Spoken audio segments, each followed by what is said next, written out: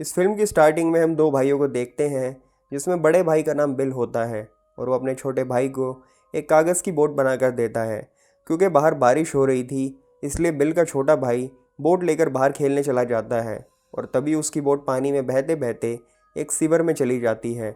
और जब वो बच्चा अपनी बोट ढूंढने के लिए उस सीवर के पास जाता है तब हम पहली बार पेनीवाइज को देखते हैं। पेनीवाइज उस बच्चे को बोट वापस करने के बहाने अपने पास बुलाता है और उस बच्चे के पास आते ही वो अचानक से उसका हाथ खा लेता है। और इस इंसिडेंट के बाद उस बच्चे का कुछ भी पता नहीं चलता कि वो कहाँ गया और सबको यही लगता है कि वो मिसिंग हो गया है। इसके बाद हम माइक नाम के एक लड़के को देखते हैं जो कि एक शिप हाउस में रहता है और उसे कहा जाता है कि वो भेड़ को शूट करे, लेकिन वो ऐसा नहीं कर पाता। और वो ऐसा इसलिए नहीं कर पाता क्योंकि ये उसका फैमिली बिजनेस होता है। फिर हम स्कूल में कुछ बच्चों को देखते हैं, उसमें एक बेवरली नाम की लड़की होती है जिसे कुछ बच्चे तंग कर रहे होते हैं।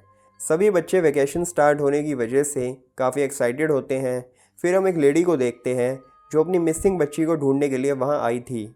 इसके बाद वहाँ पर एक हेनरी नाम का लड़का भी होता है जो बहुत ही बदतमीज़ होता है और जो बच्चों को तंग किया करता था। वहीं पर हम बेवरली के बेस्ट फ्रेंड बेन को भी देखते हैं। दोनों बहुत ही अच्छे दोस्त होते हैं। वहीं बिल जब स्कूल से वापस आता है तो उसके पापा उसे बहुत डांटते हैं क्योंकि बिल अभी भी यही समझता है कि उसका छोटा भाई अभी भी ज़िंदा है। उसके पापा उसे समझाते हैं कि वो मर चुका है और वो ये सब करना बंद कर दे क्योंकि इससे उसकी मम्मी को काफ़ी दुख होगा। माइक जब मेल डिलीवर कर रहा होता है तो उसे एक दरवाज़ा मिलता है और उसके पीछे उसे अजीबोगरीब चीज़ें दिखाई देती हैं। उस दरवाजे के पीछे से अजीब अजीब आवाज़ें आती हैं और कई सारे हाथ भी बाहर निकलते हैं और कुछ देर बाद वो दरवाज़ा अपने आप खुल जाता है और माइक वहाँ पर पेनी वॉइस को देखता है। लेकिन इतने में ही हेनरी वहाँ आ जाता है और माइक को धक्का देकर वहाँ से चला जाता है। इसके बाद बिल अपने फादर के ऑफिस में बुक रखने के लिए जाता है। वहाँ पर एक डरावनी सी पेंटिंग को वो देखता है जिससे वो अक्सर डर जाया करता था और उसे डराने वाला और कोई नहीं बल्कि पेनीवाइज ही था जो उन सबको उन चीज़ों से डराता था जिनसे उन्हें डर लगता था।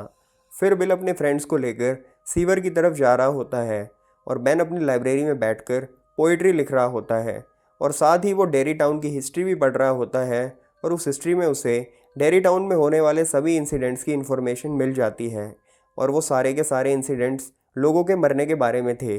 और फिर बेन को भी अजीब सी फीलिंग आती है और ये और कोई नहीं बल्कि पेनीवाइज ही कर रहा था। और बेन को वहाँ उड़ता हुआ एक बलून नज़र आता है जो और किसी को नज़र नहीं आता। बेन जब बलून के पीछे जा रहा होता है तो वो फॉलो करते करते लाइब्रेरी में पहुँच जाता है और वहाँ पर एक आधा जला हुआ इंसान बेन पर हमला कर देता है। बेन भागता है तभी वहाँ हेनरी आ जाता है और उसे बहुत ही परेशान करता है और उसके पेट पर चाकू से एच लिख देता है। फिर बेन को एक कार दिखाई देती है जिसमें दो लोग बैठे होते हैं। वो उन लोगों से मदद मांगता है लेकिन वो उसकी बात नहीं सुनते। बेन फिर देखता है उस कार में भी एक बलून होता है। वो समझ जाता है कि ये लोग भी अब पेनीवाइज के कब्ज़े में आ चुके हैं। अब बेन बड़ी मुश्किल से वहाँ से अपनी जान बचाकर भागता है और हेनरी के आदमी उसका पीछा करते हैं। इससे पहले कि बिल के भाई को ढूंढने के लिए वो लोग सीवर के अंदर जाते तभी वहाँ बेन आ जाता है और बेन का दोस्त सीवर के अंदर चला जाता है और उसे वहाँ कई सारे घोस्ट दिखाई देते हैं जो उसे मार डालते हैं। अब बिल के फ्रेंड्स बेन के लिए बैंडेड लेने जाते हैं जहाँ पर उनके पास पैसे कम बढ़ जाते हैं और उस मार्केट में बेवरली भी होती है जो बैंडेड खरीदने में उनकी मदद करती है। फिर वो सभी फ्रेंड्स उसे तालाब पर चलने के लिए इनवाइट करते हैं। फिर ये सभी तालाब पर जाते हैं और खूब एंजॉय करते हैं। फिर ये सारे फ्रेंड्स मिलकर बेन के घर जाते हैं। बेन उन्हें डेरी टाउन से रिलेटेड हिस्ट्री दिखाता है कि शहर में जितने भी लोग रहते थे वो एक एक करके मारे गए थे और उनका कोई भी रिकॉर्ड नहीं है कि कैसे उनकी मौत हुई। बस एक कुएं के पास उनके खून से सने हुए कपड़े मिले हैं। फिर हम बिल के फ्रेंड एडी को देखते हैं जो स्कूल से घर की तरफ जा रहा होता है। रास्ते में उसे एक बहुत ही पुराना घर दिखाई देता है। वो उसे देखता है तभी एडी का मेडिसिन लेने का टाइम हो जाता है और फिर वो वहीं रुककर मेडिसिन लेने लगता है। तभी उसे घर से एक आवाज़ सुनाई देती है और वो डर से आगे बढ़ता है और उसकी मेडिसिन नीचे गिर जाती है। वो अपनी मेडिसिन उठाता है और वो देखता है कि एक बहुत ही बदसूरत सा आदमी उसकी मेडिसिन उठा रहा है। वो उसे डराता है और एडी भागते भागते अपने घर के पीछे चला जाता है और वहीं उसे पेनीवाइज दिखाई देता है और किसी तरह एडी वहाँ से भाग जाता है। वहीं बेवरली जब घर जाती है तो उसे एक पोइट्री कार्ड मिलता है जिसे पढ़ने के लिए वो वॉशरूम जाती है। जब वो उसे पढ़ रही होती है तो उसके वॉश बेसिन से बच्चों के रोने की आवाज़ आती है और जब वो इंची टेप डालकर बाहर निकालती है तो उसमें खून लगा होता है और इंसानी बाल भी चिपके होते हैं। बेवरली चिल्लाती है और उसका पूरा वॉशरूम खून से भर जाता है। उसके चिल्लाने की आवाज़ सुनकर उसके पापा आते हैं, लेकिन वो ऐसे रिएक्ट करते हैं कि जैसे कुछ हुआ ही नहीं। फिर बिल अपने छोटे भाई को बहुत ही मिस कर रहा होता है।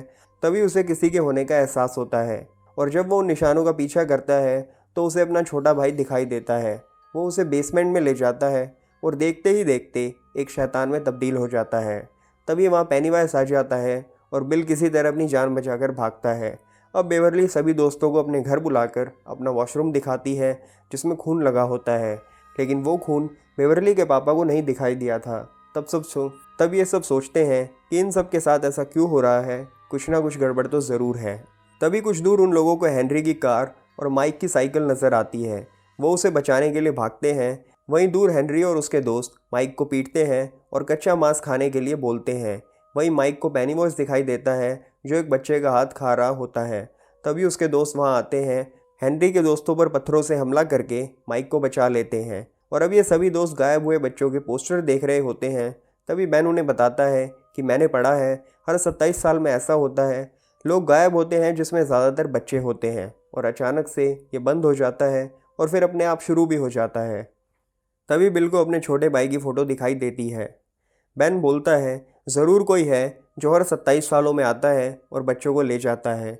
बेन अपने घर सभी को ले जाकर मैप दिखाता है और कहता है कि जहाँ जहाँ से बच्चे गायब हुए हैं या उनकी मौत हुई है, ये सभी एक गटर से कनेक्टेड हैं, और ये सारे गटर एक जगह आकर मिलते हैं जो कि एक कुआं है, और वो कुआं उसी घर में है।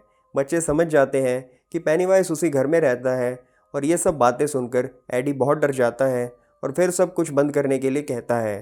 तभी प्रोजेक्टर अपने आप शुरू हो जाता है और पिक्चर भी चलने लगती है। तभी बिल को अपने छोटे भाई की फ़ोटो नज़र आती है। फिर पेनीवाइज आता है और वो स्क्रीन से बाहर निकलकर बच्चों को डराता है। सभी बच्चे भागते हैं। तभी बिल डिसाइड करता है कि वो उस पुराने घर वाले कुएं में जाएगा और पेनीवाइज का मुकाबला करेगा।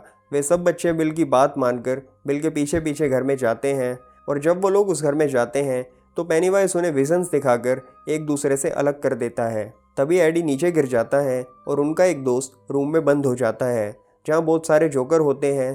तभी वहाँ पेनीवाइज आ जाता है। पेनीवाइज इससे पहले कि उसे कुछ करता, वहाँ पर बिल आ जाता है और रूम का दरवाज़ा खोल देता है। फिर पेनीवाइज एडी के पास जाता है। इससे पहले कि पेनीवाइज एडी को डरा कर मारता, वहाँ बिल और रिक्की आ जाते हैं और पेनीवाइज के ऊपर हमला कर देते हैं। तभी बेवरली पेनीवाइज के सर पर रोड मारती है, लेकिन तब भी वो बच्चों को डराने से बाज नहीं आता और वो उन्हें डराता रहता है और अपने बड़े बड़े नाखूनों से बच्चों को ज़ख्मी कर देता है। लेकिन वो सारे बच्चे एक साथ थे और वो ज़ख्मी भी था, इसलिए वो वहाँ से चला जाता है। फिर बिल उसका पीछा करता है और उसे कुएं में जाते हुए देख लेता है। तभी सभी बच्चे अपनी जान बचाकर भागते हैं। फिर बिल अपने दोस्तों से कहता है वो दोबारा उस घर में जाएंगे। इस बार वो पूरी तैयारी के साथ जाएंगे और उसका मुकाबला करेंगे। लेकिन बेवरली के अलावा बिल की बात कोई नहीं मानता। वो सब बोलते हैं कि अब वो वहाँ नहीं जाएंगे, और उसमें एक लड़का बिल को बोलता है कि तुम्हारा भाई मर चुका है। इस पर बिल को बहुत ही गुस्सा आ जाता है और उन दोनों के बीच लड़ाई हो जाती है। बेवरली सबको समझाती है कि पेनीवाइज यही चाहता है कि हम सभी लोग अलग हो जाएं, फिर वो हम लोगों को मार दे, इसलिए हम सबको साथ रहना होगा। वहीं हेनरी और उसके घर के पास रखे लेटर बॉक्स के ऊपर बलून उड़ता हुआ दिखाई देता है। हेनरी उस बॉक्स को खोलता है तो उसमें चाकू होता है, और वो बेन को मारने के लिए उसका यूज़ करता है। अब हेनरी पेनीवाइज के कंट्रोल में आ जाता है। पेनीवाइज उससे अपने पापा को मारने के लिए बोलता है और वो अपने पापा को मार देता है। वहीं दूसरी तरफ बेवरली के पापा उसके साथ ज़बरदस्ती कर रहे होते हैं। वो किसी तरह अपनी जान बचाकर वॉशरूम में छुप जाती है और अपनी जान बचाने के लिए सिंग खींचकर अपने पापा को मार देती है और वो बेहोश हो जाते हैं। फिर बेन बेवरली को ढूंढते हुए उसके घर आता है।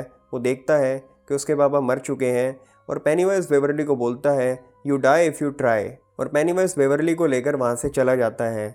बेन ये बात सबको बताता है और सारे दोस्त पूरी तैयारी करके उस घर में जाते हैं। दूसरी तरफ बेवरली के ऊपर खून की बूंदें गिरती हैं। जब उसे होश आता है तो वो देखती है कि वो एक गटर में है, और वहाँ पर एक बड़ा सा कचरे का डिब्बा है जहाँ बच्चों की बॉडी फ्लाई कर रही है। बेवरली वहाँ से भागने की कोशिश करती है।